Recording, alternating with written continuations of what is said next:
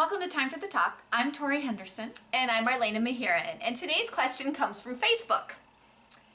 Our 9-year-old daughter has a boyfriend.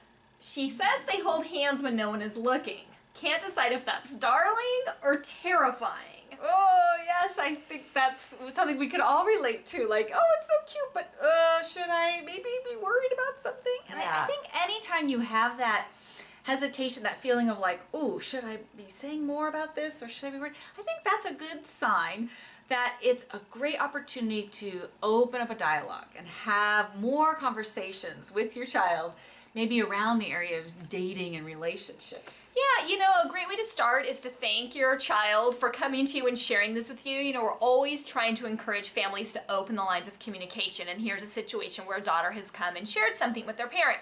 So, by starting by thanking them for doing that, and then really talking about, what do you think about this?